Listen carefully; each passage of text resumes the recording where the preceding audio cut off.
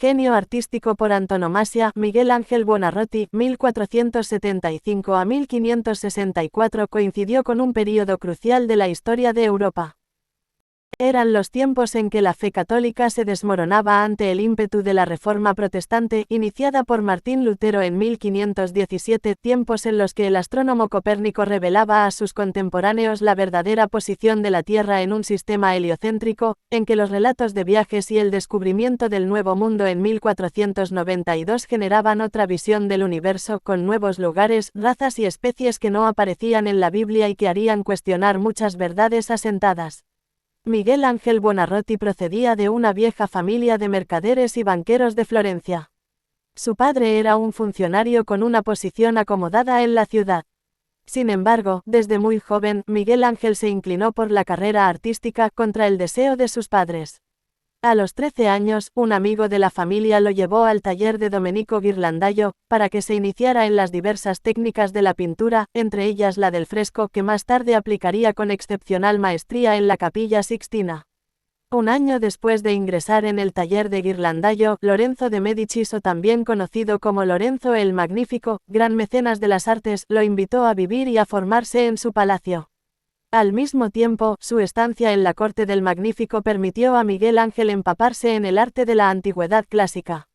Los jardines del Palacio de Lorenzo albergaban una valiosa colección de escultura romana que el joven Buonarroti pudo estudiar a fondo. Fue allí, de la mano de Bertoldo di Giovanni, un anciano discípulo de Donatello, donde tomó contacto con la escultura, que consideraría un arte superior desde entonces. Las primeras obras de Miguel Ángel dan fe de esta influencia clásica. Entre ellas se cuentan los relieves de lucha de centauros y lapitas, inspirados en los sarcófagos romanos. Ya en estos años su virtuosismo artístico era tal que se cuenta que una estatua suya fue vendida a un coleccionista haciéndola pasar por antigua. El engaño fue pronto delatado, pero el comprador, lejos de indignarse, se convirtió en mecenas del joven artista florentino. Desde esta fase juvenil, el arte de Miguel Ángel presentaba rasgos originales que iban más allá de la simple imitación de lo antiguo. La obsesión por la representación del cuerpo humano fue una constante de su carrera. Ello no deja de ser paradójico tratándose de un hombre que fue un reconocido misántropo, pues a lo largo de su vida mantuvo malas relaciones con su familia, tal y como se deduce de las cartas a sus hermanos, y no aceptó nunca ayudantes en su trabajo, por grandes que fueran sus obras. Este interés por la figura humana, y más concretamente masculina, ha sido explicado a través de la homosexualidad del artista, pues está documentada su relación con el joven Patricio Tommaso dei Cavalieri durante sus años de madurez. Lo cierto es que la anatomía masculina aparece en su arte como la más alta creación, e incluso las figuras femeninas, menos numerosas, revisten rasgos masculinos. En 1496 el artista viajó por primera vez a Roma. La ciudad papal, en pleno pontificado de Alejandro VI, el fastuoso Papa Borgia, se había convertido en un centro de atracción de artistas que ofrecía generosas perspectivas de mecenazgo y de celebridad. Para acreditar su talento, Miguel Ángel realizó su primera obra maestra, La Piedad del Vaticano. La perfección clásica de las figuras llenó de asombro a sus contemporáneos. Fue en la época en la cual llegó a Florencia, en 1501, cuando Buonarroti expresó en sus obras un mayor compromiso político. Así, nada más llegar a Florencia, precedido por la fama adquirida en Roma, recibió el encargo de una escultura que representara a David, el vencedor sobre Goliat. La obra fue concebida como la máxima expresión del ideal republicano que dominaba Florencia en ese momento.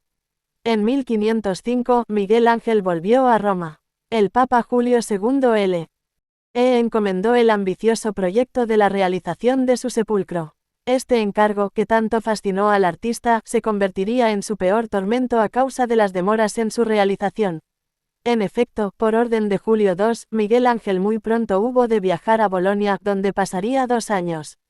Sus escritos de esta época revelan una gran amargura ante un trabajo que le daba pocas satisfacciones.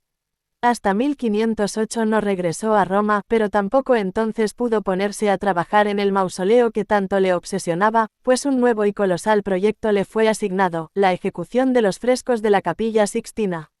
Esta monumental obra iba a estar compuesta, en un principio, por una simple representación de los apóstoles.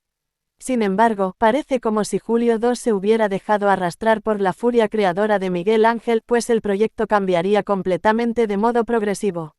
Este fresco prodigioso, admirado a través de los años, hace difícil comprender que su autor se dedicara a la pintura solo por obligación, como él mismo decía, y que al recibir el encargo respondiese que él era, ante todo, escultor. Hasta octubre de 1512 Buonarroti estuvo consagrado a la realización de estos frescos que están compuestos por más de 300 figuras.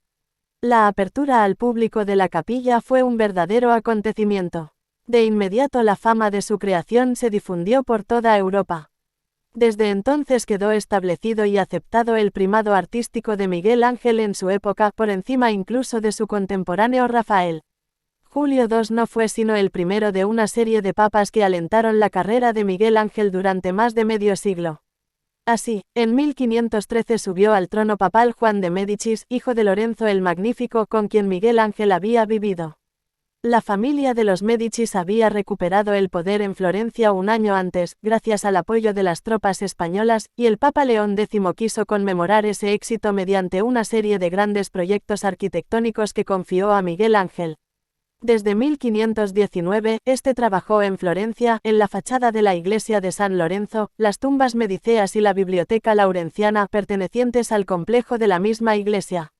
De esta forma el Papa lo apartaba de la realización del sepulcro de Julio II. Clemente VII, antes de morir, encargó a Miguel Ángel la representación del juicio final para el muro de entrada de la Capilla Sixtina.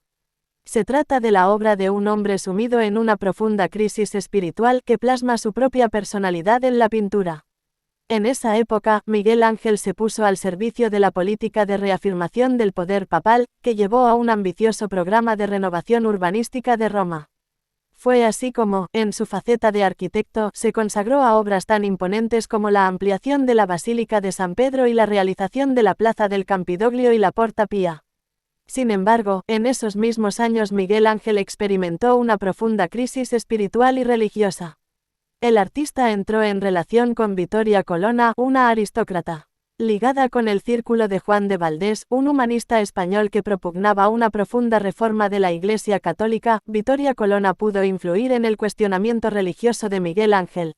En todo caso, una especie de arrepentimiento empezó a dominar al artista, el cual dejó de pensar que la belleza del cuerpo humano en el arte era una expresión de la divinidad. El miedo a la muerte y a la condenación eterna que ésta podía acarrear, le llevó a renegar del hedonismo de las formas perfectas que dominaran antiguamente su creación.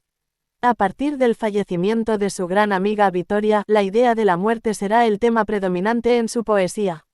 Esta nueva sensibilidad se reflejó sobre todo en su escultura, que sufrió un profundo cambio en la fase final de su vida. Testimonio de ello son sus últimas obras, una serie de representaciones de la piedad, tema que tendría para Miguel Ángel el significado de un requiem. Así, en la dramática Piedad Rondanini los cuerpos de madre e hijo se funden en su agonía. Se dice que el escultor trabajó en esta obra hasta el día antes de morir. Vida y obra fueron así, para Buonarroti, una sola cosa, pues al tiempo que su vida determinaba su creación, sería su obra la razón de su existencia.